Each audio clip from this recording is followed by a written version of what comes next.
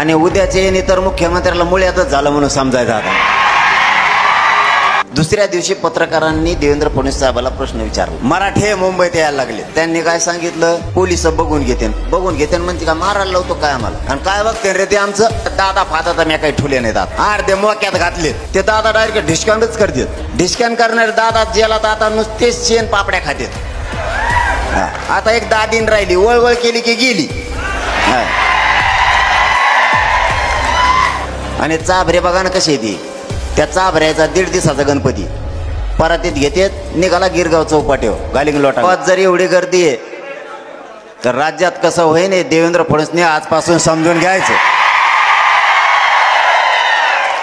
एक मारताळा गावातून जर इतकी प्रचंड संख्येने लोक एकत्र येऊ शकते तर हे मुंबईत कसे ताकदीने येणार आहेत आता सांग। चायला मला एक गोष्ट कळा ना, परभणीला गेलो तितकेच मराठी, आता वाटलं होतं लातूर थोडं कमी राहील, लातूर त्याच्या पुढे गेलं। आणि आज मी नांदेडच्या नगरीत आलोय, असं वाटलं होतं थोडं कमी होईल का काय। एक गावाची बैठक एवढी तर उद्याची बैठक कशी होईल आता। आणि उद्याचे येणे तर मुख्यमंत्र्याला मुळ्यातच झालं म्हणून समजायचं आता। नीट करणारे डॉक्टर आहेत आपल्याकडे, गर्व वाटतो खरंच मला नांदेडचा ज्या वेळेस येईल ना, लयच ताकते नाही आता तुम्ही। एकदा पहिली सभा झाली होती, त्या सभेला मला आतमध्ये जायला 2.5 घंटे लागले होते। आतमध्ये जायला नांदेडची पहिली सभा झाली, तुम्हाला आठवते का? मी आयुष्यभर विसरणार नाही ती सभा। मी आज्यात गेलतो, असा टंगडर सुद्धा खाली टेकलं नव्हतं, लोटीत तिकडच्या कडीला, इतकी भयंकर सभा झाली। तशीच आजचे मारताळा गावची जर एवढी प्रचंड मोठी बैठक आहे, त्याच्यातून सिद्ध होतं मराठी आरक्षण घेतल्याशिवाय आता मुंबई सोडत नाही। आपल्यालाही मुंबई सोडायची नाही। बैठका होत राहतील, बैठका येत राहतील, मंत्री येत जातील, समज गैरसमज मराठ्यात नको।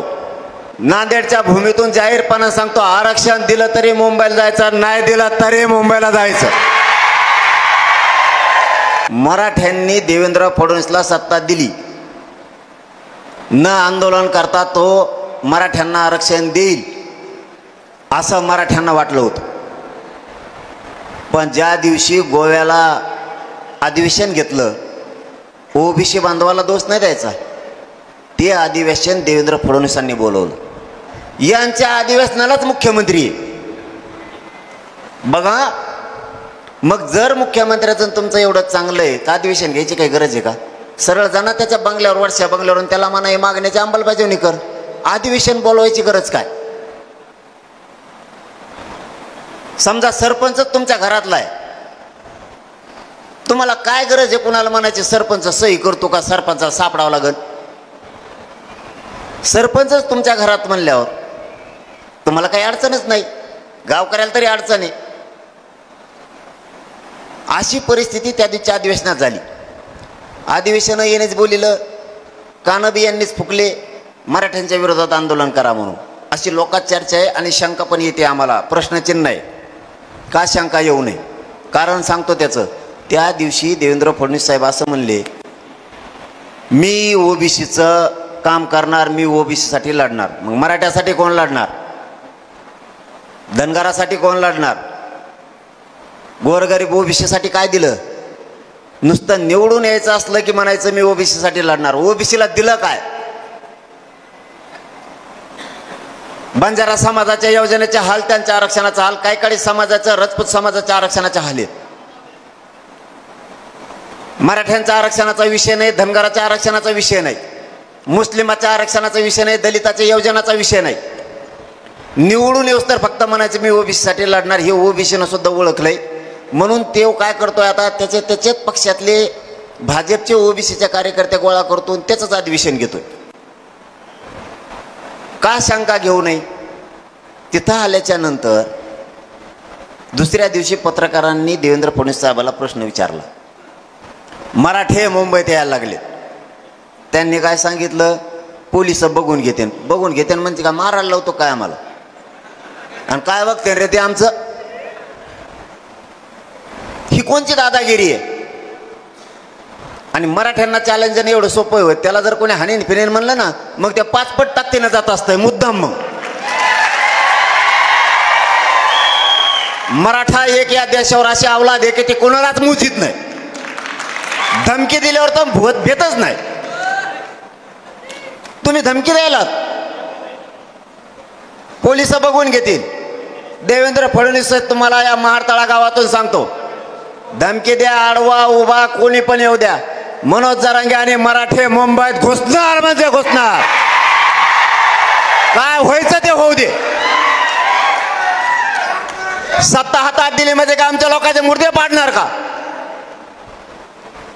गरीब मराठ्यांच्या लेकराचं वाटोळं करायचा अधिकार दिला तुम्हाला कोणी? मी हटत नसतो. काही झालं 29 ऑगस्टला मराठे मुंबईत जाणार आहेत. यावेळेस इतके मराठे मुंबईत जाणार आहेत ना, तुम्हाला खरं सांगतो मी, लईच मराठे मुंबईत येणार आहेत वायबारीने, पहिल्यापेक्षा 5-10 पट. फक्त उद्यापासून एक काम करा, घराघरात जाऊन घरं पिंजून काढा. कुणालाही व्हॉट्सअपवर मेसेज टाकू नका. घराघरात घुसून सांगा, एवढे वेळेस मुंबईला चला, मराठी जिंकायचे ह्या बारीने. काही झालं तरी मराठ्याच्या डोक्यावर गुलाल टाकायचा म्हणजे टाकायचा. आपला हैदराबादचं गॅजेट आपल्याला घ्यायचं म्हणजे प्रत्येक घरातला मराठा माणूस ओबीसी आरक्षणात चालला. आता माघारी यायचं नाही. सरळ सांगा, समाजाला खरं बोला. ज्यांना मुंबईला राहायचंय त्याने 10-15 दिवसाच्या तयारीने चला, आणि ज्यांना इथं काम आहेत त्यांनी फक्त मुंबईपर्यंत आम्हाला वाटा लावायला. आम्हाला एक बी मराठ्याने घरी राहायचं नाही. आम्ही एकदा मुंबईला बसलो, तुम्ही वापस या. मी बघतो ते आरक्षण कसं देत नाहीत. ते आपली भाषा कळते त्यांना. आपल्याला कच का अवघड आहे. मग नाही ऐकलं का आपण कच घोड्याला येत असतो. जीव माया मराठ्यात. त्यामुळं मराठ्याचे लेकरं बाळ पोरं बाळ मोठे करायची जबाबदारी माझ्या खांद्यावर आहे. मी माझ्या समाजाचं वाटोळं होऊ देणार नाहीये. आणि तुम्हाला मान खाली होईल तुमचे असं एक बी पाऊल मी 2 वर्षात उचललेलं नाही. आणखीन तुमची शान वाढण हेच काम केलंय. नसता एका गावात इतके लोक येत नसतेत गद्दारी केल्यावर. पठ्ठ्या असा लागलाय तुम्हाला नमुनेबाज, आणि तुम्ही बी मला नमुनेबाजच लागलात. तुम्ही हटनात आणि मी हटनात. देवेंद्र फडणवीस आपल्याला कतारलायच. मला सगळे येडे समजत येत देवेंद्र फडणवीस सोडून. तेव्हा म्हणतो ते येडं नाही, लय रसायन डेंजर आहे म्हणतो ते. गप्प बसून त्याने 3 करोड मराठी आरक्षणात घातले. यावलेवलं तर बोलतच नाही. आता यावलेवलं म्हणतात बोललं तरी मराठी आरक्षणात चाललेत, नाही बोललं तरी आरक्षणात चाललेत. बोलायचंच नको, कारण त्याचं ह्या बारीनं मराठीने दुपणच काढ होतं निवडणुकीत. कुंकुन हवा निघत होत त्याच्या इकून अशी. तुमच्यावर जर माझं माया नसते ना मागच फुटलो असतो. मला आता इतक्या नोटा दिल्या असत्या, नुसत्या नोटाच खायच्या, नोटाच हागायचं काम होतं. पण अशी ओरिजिनल अवलादी तुमचं रक्त ऐकून मला मोठं नाही व्हायचं. तुमच्या लेकरा बाळाचं वाटोळं करून मोठं करील, सुखी समाधानी करील तर तुमचेच लेकरा बाळ. तुमच्या लेकराचं वाटोळं करून मी कधीच मोठा होणार नाही. आणि हे 2 वर्षात मी सिद्ध करून दिलं. हळूहळू 3 करोड मराठी आरक्षणात घातलेत. आता राहिलेले थोडे राहिले ते पुरे घालायचे. 29 ऑगस्टला एकाने पण घरी राहायचं नाही. 3 कामं सांगतो तेवढे करा. पहिलं काम, प्रत्येकाच्या मोबाईलमध्ये 1000 तरी नंबर आहेत का नाहीत? प्रत्येकाजवळ मोबाईल आहे. त्यातल्या 500 तर मराठीचे नंबर असतील. आजपासून लगेच काम हातात घ्यायचं. उद्या फिद्या नाही, उद्या काय भरोसा नाही, आजच. गरीब असो नाही तर श्रीमंत असो, प्रत्येकाला फोन करून सांगायचं मी मुंबईला चाललोय, तू सुद्धा मुंबईला चल. किती सोपी प्रक्रिया आहे. आणि एकामेकांना जर एकमेकाला फोन लावले, कुणाचेच कुणाला माहीत नाही कुणी कुणाला लावलाय. एका माणसाला जर 5-50 फोन आले ते दुसऱ्या दिवशी तुमच्या पाय पडून तो हात जोडतो म्हणून फोन करू नको. मुंबईला येतो पण मला 100 फोन आले तो आता बोल. सन्मान लागतो मराठ्याला लय कंड. आपण सगळेच पाटलं माना पानाशिवाय यांचं पोटच भरत नाही. समाज संपित आणलाय पुरा. मला खुर्चीच नाही दिली, मला ईच नाही म्हणला. अरे तुला नाही बोलेल तरी तुला का रोग आलाय का? येईना तसाच. असल्या कारणामुळे आपला समाज संपत आला. मायावर सुद्धा रुसत येत. मला फोटोच नाही काढून दिला, माझ्याकडे बघितलंच नाही. आता कितीक जणाकडे बघू तर कोणाकोणाकडे. मला रामरामच नाही घातला, मला जय शिवरायच नाही घातला, मला हातच नाही वर केला. आता मग खवाटे मोठेच भात वर करू करू. मोठं मन ठेवायचं शिका. नाही तुम्हाला बोललो, नाही तुमच्याकडे बघितलं, नाही तुम्हाला जय शिवराय घातला, रुसू नका. एकच ध्येय ठेवा, आपल्या लेकरा बाळाचं कल्याण करतोय ना, नाही बोललं तरी हरकत नाही, मी जाणार म्हणजे मराठ्यासाठी जाणार. ही भूमिका आपण सगळ्यांनी ठेवली पाहिजे. पहिलं काम सांगितलंय तुम्हाला, सगळ्यांना फोन लावायचे. दुसरं काम, सोशल मीडिया आपण आपली चालवायची. सगळ्यांनी मोबाईलवर टाकायचं चलो मुंबई.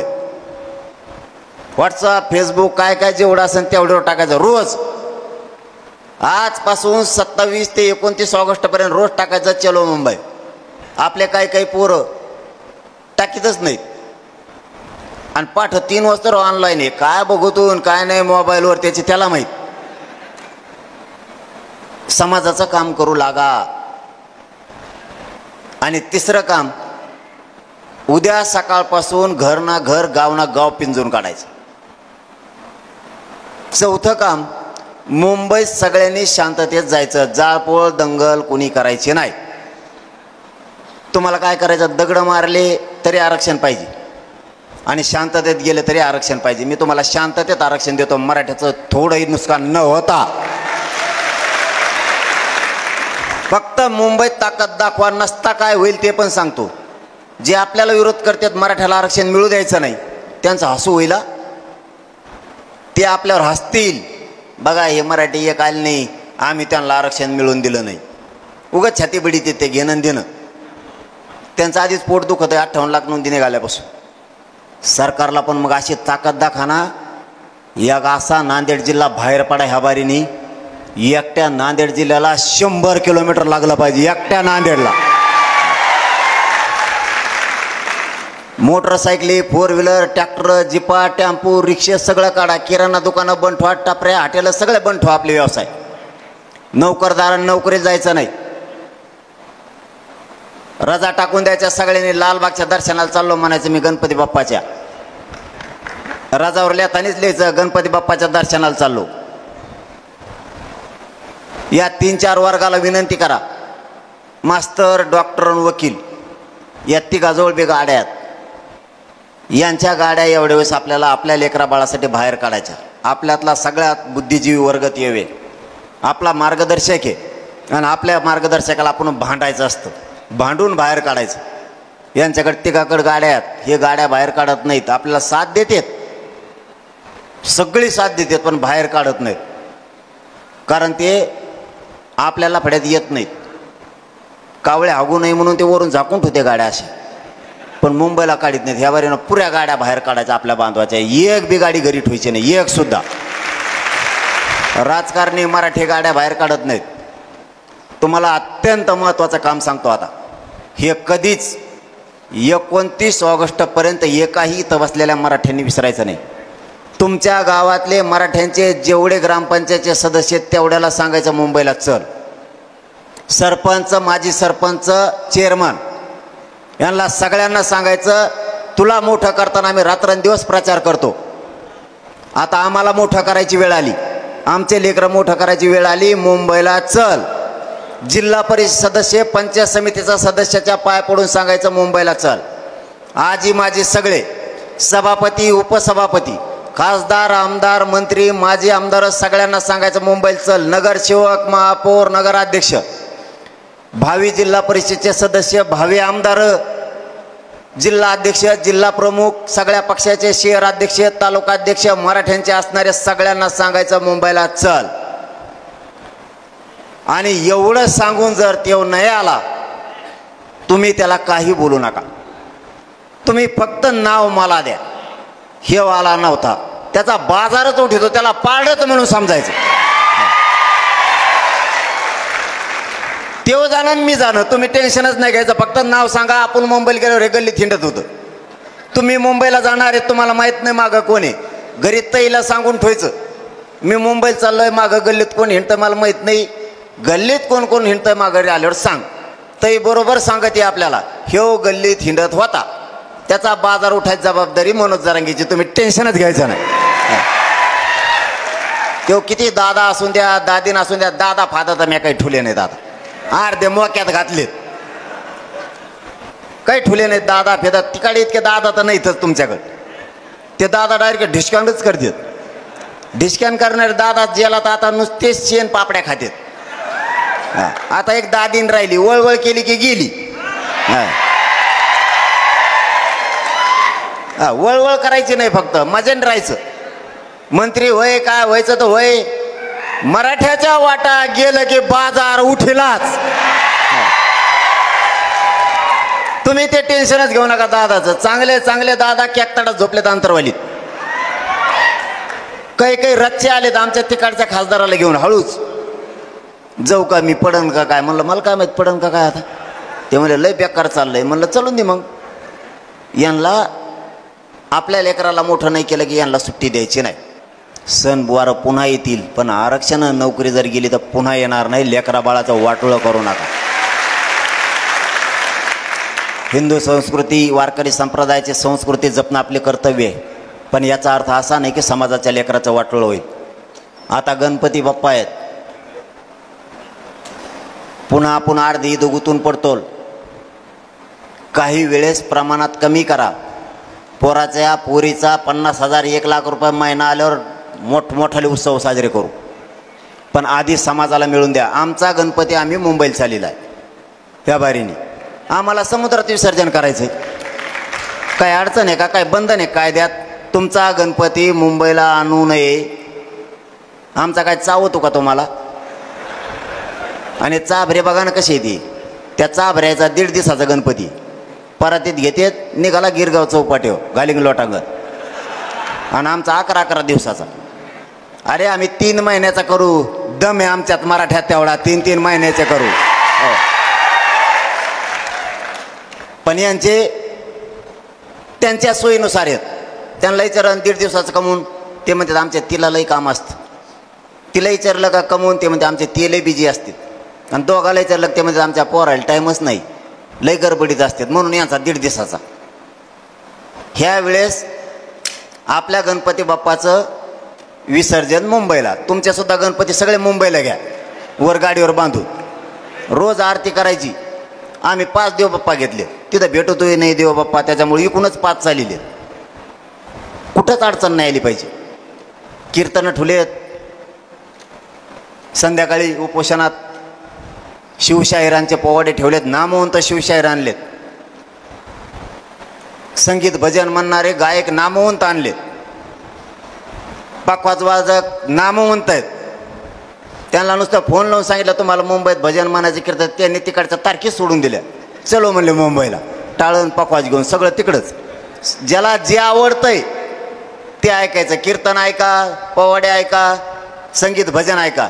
आणि ज्याला काहीच आवडत नाही त्याच्या